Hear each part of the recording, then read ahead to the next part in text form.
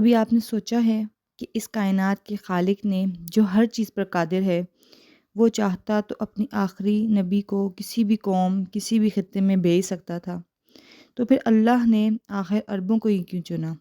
کیوں نہیں کسی طاقتور سلطنت کو؟ کیوں نہیں کسی ایسی قوم کو جو علم و تہذیب میں آگے تھی؟ یہ سوال جب دل میں ابھرتا ہے تو اس کا جواب صرف عقل نہیں بلکہ حکمت الہی سے ہی سمجھ آتا ہے۔ یہ ایک ایسی حکمت جو صدیوں پر محیط ہے۔ یہ کہانی دراصل مکہ کی ریت سے نہیں بلکہ حضرت ابراہیم علیہ السلام کے دل سے شروع ہوتی ہے۔ جب اللہ نے انہیں حکم دیا کہ اپنی بیوی حضرت ہاجرہ اور ننھے حضرت اسماعیل کو ایک وادی میں چھوڑ دو، ایسی وادی جہاں نہ کوئی درخت تھا، نہ پانی، نہ بستی، وہاں صرف ایک یقین تھا، اللہ پر ایمان۔ وقت گزرتا گیا اور اس بے آب و گیا وادی میں اللہ نے زمزم کا چشمہ جاری کیا، لوگ آنے لگے، قافلے بسنے لگے اور یوں ایک قوم عرب کی بنیاد پڑی۔ ایک ایسی قوم جو حضرت ابراہیم علیہ السلام کی اولاد تھی مگر وقت کے ساتھ اپنی اصل بھول گئی تھی، لیکن اللہ کا وعدہ باقی تھا کہ حضرت ابراہیم کی نسل سے ایک ایسا نبی آئے گا جو تمام انسانوں کے لیے رحمت ہوگا۔ یہ وادی جسے بعد میں مکہ کہا گیا، اللہ کے گھر کعبہ کی سرزمین بنی۔ یہ وہ جگہ تھی جہاں سے توحید کا پہلا کلمہ بلند ہوا۔ کعبہ کوئی عام عمارت نہیں تھی، یہ زمین پر اللہ کا عبادت کا پہلا مرکز تھا۔ اللہ نے چاہا کہ آخری نبی صلی اللہ علیہ وآلہ وسلم کا پیغام اسی جگہ سے دوبارہ ابھرے جہاں سے انسانوں نے پہلی بار لا الہ الا اللہ کا سبق سیکھا تھا۔ یہ اللہ کا ایک الہی دائرہ تھا، ابراہیم سے محمد صلی اللہ علیہ وآلہ وسلم تک، کعبہ سے امت محمدیہ تک۔ اگر آپ اس دور کے نقشے کو ذہن میں لائیں تو عرب دنیا کے بیچ میں ایک پل کی طرح تھا، مشرق اور مغرب کے درمیان۔ یہاں سے تجارتی راستے ایشیا، افریقہ اور یورپ تک پھیلے ہوئے تھے۔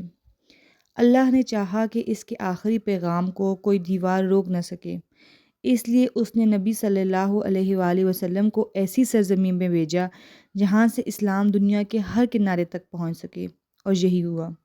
مکہ سے مدینہ، مدینہ سے شام، ایران، روم، مصر، یہ پیغام پوری دنیا میں پھیل گیا۔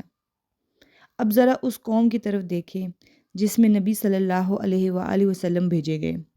یہ قوم امی تھی، یعنی کہ پڑھنا لکھنا نہیں جانتی تھی، نہ ان کے پاس کوئی کتاب تھی، نہ کوئی بادشاہی، نہ کوئی یونیورسٹی، لیکن ان کے دل میں کچھ خوبیاں ایسی تھیں جو اللہ کے پیغام کو اٹھانے کے لیے کافی تھیں۔ یہ لوگ یادداشت میں حیرت انگیز تھے، ایک شعر، ایک قصہ، ایک نسل سے دوسری نسل تک لفظ بہ لفظ یاد رکھتے۔ یہ لوگ زبان کے شاہ سوار تھے، عربی زبان میں ان کے اشعار دنیا کی بہترین ادب کا درجہ رکھتے تھے۔ یہ لوگ غیرت مند، بہادر، مہمان نواز اور وعدے کے پکے تھے۔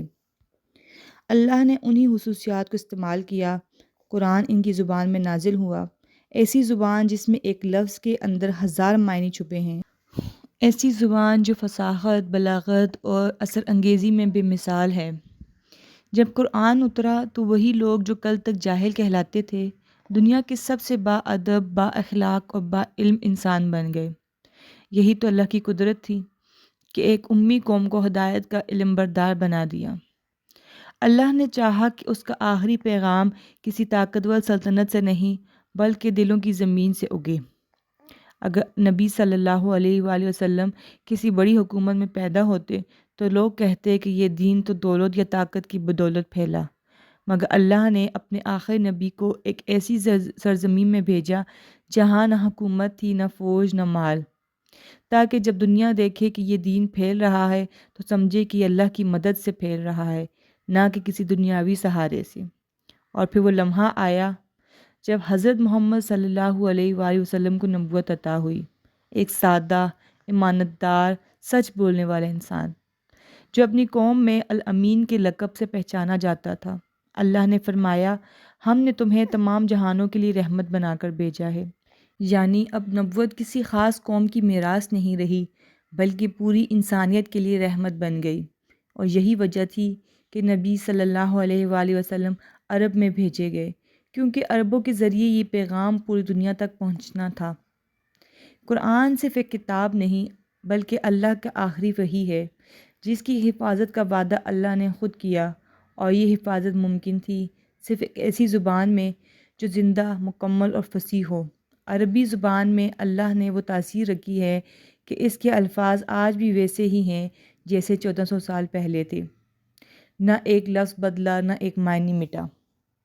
یہ اللہ کا معجزہ ہے کہ نبی صلی اللہ علیہ وآلہ وسلم کی زبان میں نازل ہوا کلام آج بھی ویسا ہی دلوں کو چھو لیتا ہے۔ اب اگر تم پورے منظر کو جوڑ کر دیکھو تو سمجھ آتا ہے کہ یہ سب ایک الہی منصوبہ تھا۔ اللہ نے حضرت ابراہیم سے وعدہ کیا، ان کی اولاد میں نبی بھیجے۔ ان کی اولاد حضرت اسماعیل کے ذریعے عرب میں بسی۔ اسی عرب میں اللہ نے اپنا گھر بنایا، کعبہ۔ اسی عرب کو دنیا کے بیچ میں رکھا تاکہ پیغام ہر طرف پھیل سکے، اور اسی عرب قوم کو چنا جن کے پاس ایمان، یادداشت، زبان اور جذبہ تھا۔ پھر ان میں بھیجے محمد صلی اللہ علیہ وآلہ وسلم کو، جو سچائی، امانت، حلم اور رحم کے پیکر تھے۔ اور یوں اللہ نے اپنے آخری وحی، اپنی کتاب اور اپنے آخری نبی کے ذریعے انسانیت کو ہمیشہ کے لیے نور عطا کر دیا۔ سوچیں، اللہ نے عربوں میں سے نبی کو کیوں چنا؟ تاکہ وہ نبی صرف عربوں کا نہیں بلکہ پوری انسانیت کا نبی بنے۔ اور آج بھی ہم جب قرآن سنتے ہیں تو وہی پیغام گونجتا ہے جو مکہ کی وادی میں پہلی بار بلند ہوا تھا۔ اللہ ایک ہے، وہی سب کا خالق ہے، اور محمد صلی اللہ علیہ وآلہ وسلم اس کے آخری رسول ہیں۔ یہی اللہ کی حکمت تھی، یہی انسانیت کی روشنی ہے، اور یہی ایمان کی سب سے بڑی دلیل کہ اللہ جب کچھ چنتا ہے تو اس کے انتخاب میں ہمیشہ ایک گہری حکمت چھپی ہوتی ہے۔ اس ویڈیو سے متعلق اپنی رائے کا اظہار کمنٹس میں ضرور کریں، اور ویڈیو کو لائک کریں اور چینل کو سبسکرائب کریں۔ اللہ حافظ۔